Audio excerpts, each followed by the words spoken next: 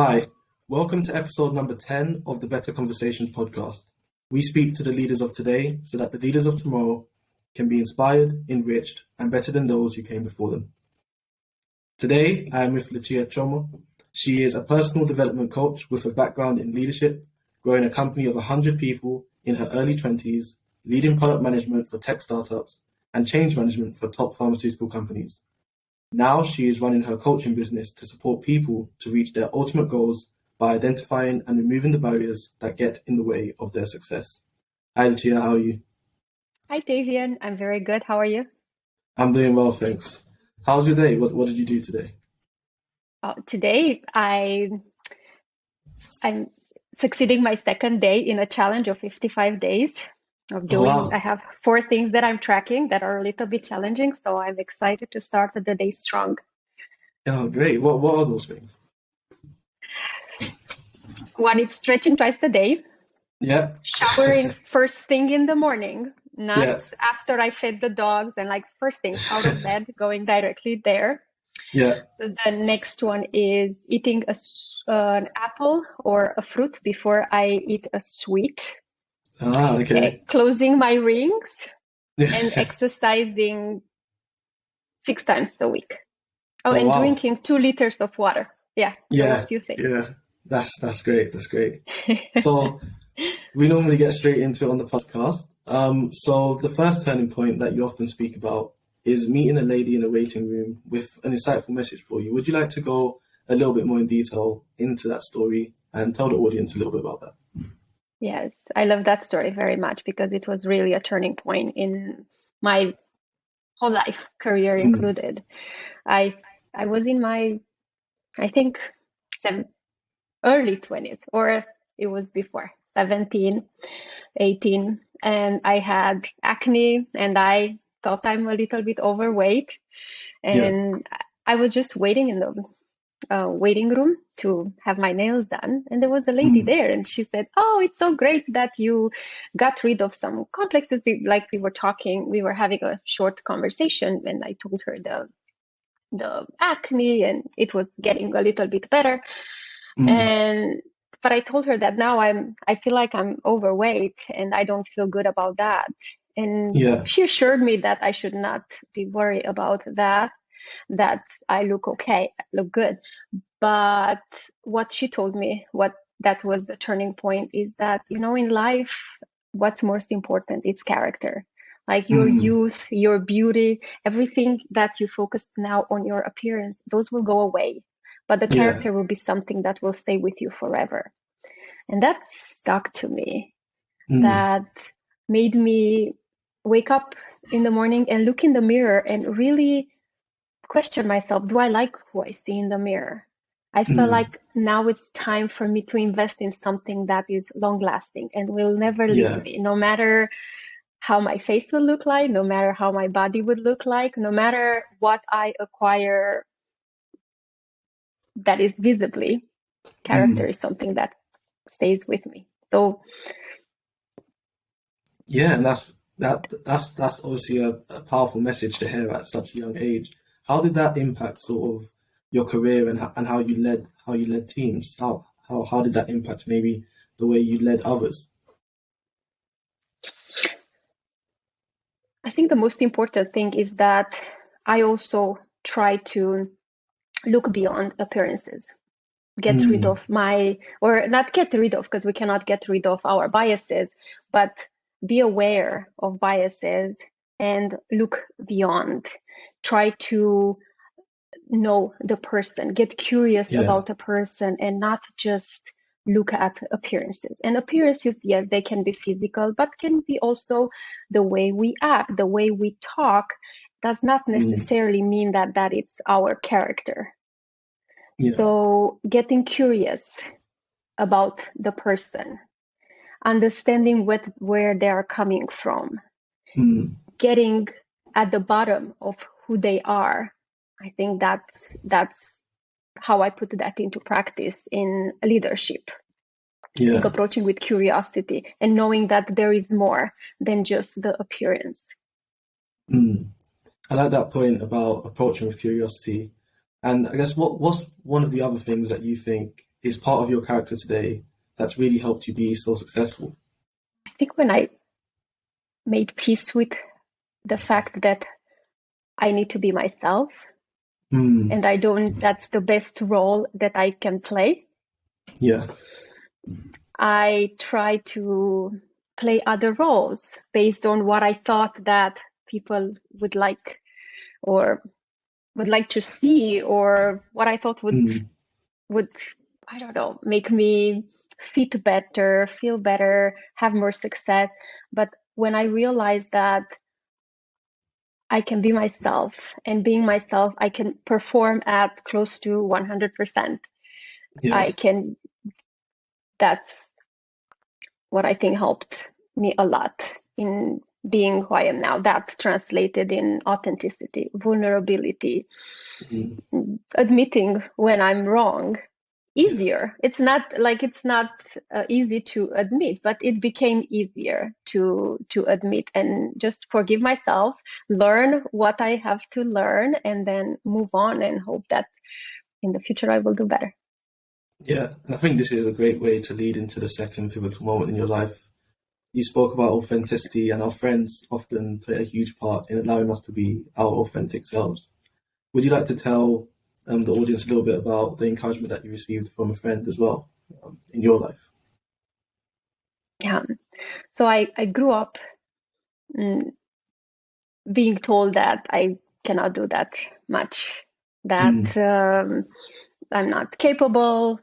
But I knew deep inside of me that I am capable, and that if I failed something in school, that doesn't necessarily mean that I am a failure. Yeah. So what that did to me, I was acting in a way that reflected what I thought people think of me. And so if I thought people might not think I'm that capable, I would act with a lot of insecurity. I would not necessarily doubt myself, but I thought that people doubt me. So I would try to over do things, over perform, over show that I am capable, over demonstrate. Yeah. And I had a friend, very dear friend, that started telling me what they saw in me, that I was capable, that I was smart, without having to demonstrate anything, without making an extra effort to demonstrate that I am capable. And the encouragement was to act as I feel, like if I am capable, act according to that, and not try to act according with what I thought that people think of me, which put a lot of extra stress and did not translate into better results. And when I was able to do that, the doors that I thought were closed opened. I was able to get an internship to an accounting company in our city, which before I would have not even tried, because I thought they would not think I'm capable anyway. 2 years later, I was leading a company that I grew from 18 to 100. And that was due to the fact that I started acting as I was capable, not that I need to demonstrate that I'm capable. Yeah, that's really interesting, because I guess a lot of the time we do feel the pressure to demonstrate that we're capable. Even in, I guess, corporate life, our managers expect us to perform a certain set of tasks, and we might think that they don't think that we're capable, and we have to prove ourselves. So do you think that a lot of the blocks in our life come from the way we perceive the situations that we're in? You spoke about sort of not feeling that you were capable, but you really were. Do you think that happens to a lot of people? Yes, definitely. But I think it's a combination. It's a combination of our limiting beliefs. It's a combination of fears. It's a combination of lack of skills. Yeah. So it's not necessarily one thing that leads to us getting blocked. Yeah. And how would you advise someone who feels like they're maybe blocked and they do want an opportunity or they want a situation? How would you advise someone to get over some of the blockages in their life? I think first thing, it's important to just trying to take that time to identify and be real it what are the blocks. And if they cannot do that with a person, a friend, a manager, a mentor, to do that with themselves, write it down and own it. If not taking an action, it's due to fear, but they are hesitant to admit that there is fear there, that's not helpful. But if they would be real with themselves and they would really identify, okay, what is the block here? I'm insecure. I have fear. I have some limiting beliefs. There are things in the past that happen that makes this situation a little bit harder. Just first identifying those, I think that's the best first step. Then the second one is to create a plan to see what is reasonable to do in order to whether eliminate those blocks or to learn how to act knowing that those blocks exist. So for example, fear. We know that we have fear. Recognizing that it's already a good step, but the next step would be to decide what do we do with it. Eliminating might not be possible, but acting against the fear, against the feeling of having fear, that can unblock you. Fear, it's our friend most of the time, like it's trying to keep us safe. It's unreasonable to think that we can completely block it, eliminate it, but we can take action in spite of having that. Learn how it is to take action even though we have that fear. Yeah, I think that's really great advice. And to move on to the third pivotal moment in your life, about understanding how to focus on relationships rather than being right. Would you like to speak a little bit more about that? Yes. That particular one was happening in my marriage, where I was having conversations with my husband, sometimes on subjects that we were not necessarily aligned, and what I was my goal was always to be right, to demonstrate that I am right about feeling that, saying that, acting like that, being against that. And I've done some research to see what to do with that when you are right, but the person next to you doesn't see that, and how to deal with that. And what I found was surprising, that really changed my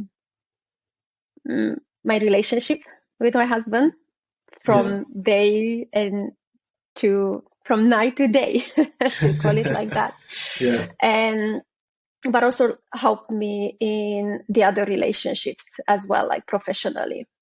And that was that when we interact with a human being, we can choose to be right or to have a relationship with that person. And very rarely we can do both, or I would say we can never fight to be right and be in a relationship with that person. Because when we are trying to be right, we're interested in what we have to say, how we can carry our agenda, how we can accomplish whatever goals we have for a specific interaction. But when we are thinking about the relationship and protecting the relationship, then we approach an interaction with curiosity, exactly as we talked a little bit earlier. We approach it with empathy. We might be more interested to hear what the other person has to say instead of being focused only on what we have to say. And whenever I would be in a situation where I felt like I need to protect something, I need to prove that I am right, I would take a step back and just see, hey, what am I trying to do here? Am I trying to prove that I'm right? Or am I trying to have a partnership with this person? Am I trying to be in a relationship with this person? And that really changed the way I would show up. And as a result, it changed the relationships. Yeah. I guess one of the positive things from that you said as well is being able to approach things with curiosity and having an open mind to accept maybe what the other person's trying to say and try and understand them. How would you suggest someone goes and tries to develop being a bit more open-minded rather than closed-minded and focused on their own perspective? I think the best place to start is, what is the end goal? There is the conflict in the team. What our maybe instinct as a leader would be just to state the points, see it, show who is right, who is not right, what needs to be done, and be done with it, move on.